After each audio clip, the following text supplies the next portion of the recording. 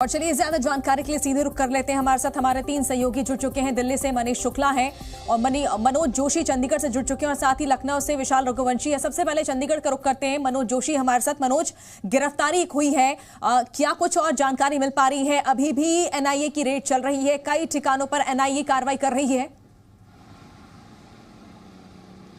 बिल्कुल जी, पंजाब में अभी भी बहुत जगह पर जो एनआईए रेड कर रही है, इसमें मोगा डिस्ट्रिक्ट है, लुधियाना डिस्ट्रिक्ट है, पटियाला डिस्ट्रिक्ट का नाम जो सबसे ज़्यादा शामिल है, क्योंकि जो अर्श डल्ला और लॉरेंस बिश्नोई और बबिया गैंग के जो गैंगस्टर हैं, उनका जो नेटवर्क है इस एरिया में पाया गया है। सबसे बड़ी बात यह है कि जो मोगा का एरिया था, वहाँ पे जो रेड की गई थी, वहाँ पे एक घर में जो रेड की गई, वहाँ से ठेकेदार का घर था, वहाँ पे उसको शराब का ठेकेदार है, उसको ये कहा गया था, उससे फरोख्ती ली गई थी अर्श डल्ला की ओर से, तो उसको बुलाकर काफ़ी देर तक पूछताछ की गई है। एक और जो खजूर मंडी गांव जगह है फिरोजपुर की, वहाँ से एक व्यक्ति को सुंदर उर्फ जोशन उर्फ जोरा, उसको गिरफ्तार किया गया है, जो कि अर्श डल्ला के लिए जो वो हथियार होते थे, जो बॉर्डर पार से हथियार आते थे, उनको सप्लाई करने का काम करता, आगे से पीछे करता था, किसी को देकर आने हैं, किसी से लेकर आने हैं, या किसी और स्टेट से हथियार ला करके पंजाब में देने, उसका भी काम वो करता था। और जब इसके घर में रेड की गई तो वहाँ से जो उसका फ़ोन बरामद हुआ है, उसमें बड़ी चौंकाने वाली बातें आई कि उसकी चैट सामने आई है जो अर्श डल्ला के साथ हुई है। वो जो चैट थी, जो फ़ोन है उसका, वो एनआईए के लिए काफ़ी जानकारी देने वाला फ़ोन है। उसमें से जब उसको चेक किया जाएगा, जब उसकी फोरेंसिक जांच करवाई जाएगी, तो बहुत से जो राज हैं और खुलेंगे, क्योंकि जो पंजाब का नेटवर्क है, जहाँ जहाँ पर अर्श डल्ला, या हम कहें कि लॉरेंस बिश्नोई या बबिया गैंग और जो आतंकवादी गठबंधन है, जिनका पूरा नेटवर्क है, उससे काफ़ी जो तार हैं मिलेंगे, क्योंकि जो बाहर बैठे आतंकवादी मनोज, कनेक्शन देखा जा रहा है। देखिए, और पंजाब में सबसे ज्यादा खतरा ये देखा जा रहा है। मनीष शुक्ला भी हमारे साथ दिल्ली से जुड़े हुए हैं। मनीष, जो सबसे बड़ा खुलासा यहाँ पर किया जा रहा है, जो सूत्रों के हवाले से ये खबर आ रही है कि निज्जर की जो हत्या पाकिस्तान की आईएसआई नहीं कराई है, कहीं ना कहीं देखिए, पहले निज्जर जो है वहां पर पाक जाके शरण लेता है, वहां पर ट्रेनिंग लेता है, लेकिन जब वो आईएसआई की मदद करना छोड़ देता है, उनकी बात नहीं सुनता है, और ऐसे में आईएसआई ही उसे मरवाई है या उसकी हत्या करवाई है, ये सब बातें कही जा रही हैं।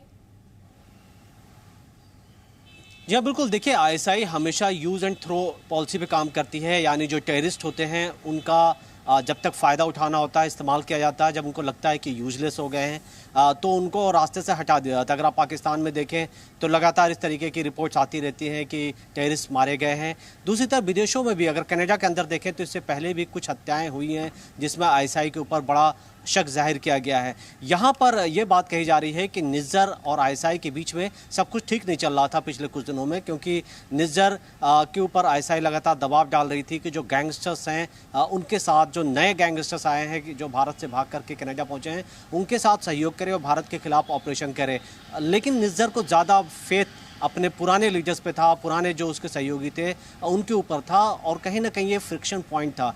इसलिए निज्जर को रास्ते से हटाने का ये फैसला किया गया। ये कहा जा रहा है कि भाड़े के क्रिमिनल्स मंगाए गए और उसके ज़रिए निज्जर की हत्या की गई है।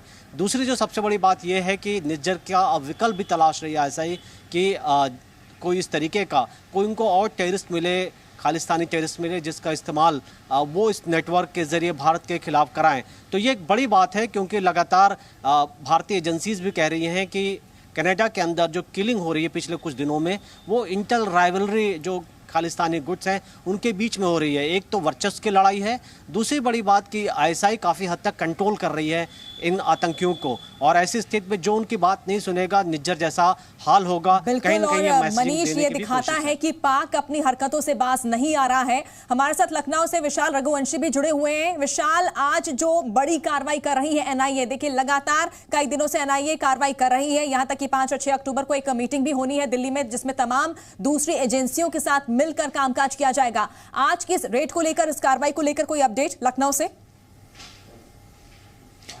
देखिए, उत्तर प्रदेश में भी एनआईए की कार्रवाई हुई है, और ख़ास बात यह है कि अगर हम उत्तर प्रदेश में ये पूरी खालिस्तानी नेक्सस की बात करते हैं तो हम पीलीभीत, लखीमपुर, बरेली, इन जिलों की बात भी जरूर करते हैं, क्योंकि यहाँ पर पूर्व में भी तमाम खालिस्तानी जो मूवमेंट्स हैं वो हो चुके हैं। अभी अगर आप याद होगा तो जब एक लखीमपुर में बाकायदा एक घटना हुई थी, उस घटना में जो खालिस्तानी कनेक्शन सामने आया था, उसके बाद से ही लगातार खुफिया एजेंसियाँ सतर्क थीं। लेकिन अब एक बार जो नया तरीका जो गैंगस्टर और जो खालिस्तानी जो एक नेक्सस है, इसको लेकर भी उत्तर प्रदेश में पिछले कई दिनों से लगातार मूवमेंट्स रही हैं। आप लॉरेंस बिश्नोई के गैंग के मेंबर्स को देख लीजिए कि अयोध्या में वो आते हैं, उसके बाद उनकी लखनऊ की फोटोज आती हैं, इसके साथ साथ हथियारों की सप्लाई होती है, ड्रग्स की सप्लाई होती है, पैसों की सप्लाई की जाती है। तो मतलब साफ है कि उत्तर प्रदेश एक बड़ा हब बनता जा रहा है इस तरह के आतंकी पूरा संगठन के नेक्सस का, और इसी वजह से खालिस्तानी और जो गैंगस्टर नेक्सस है इस पर उत्तर प्रदेश में भी एक बड़े लेवल पर जो है एक टारगेट किया जा रहा है। कुछ जो टिप ऑफ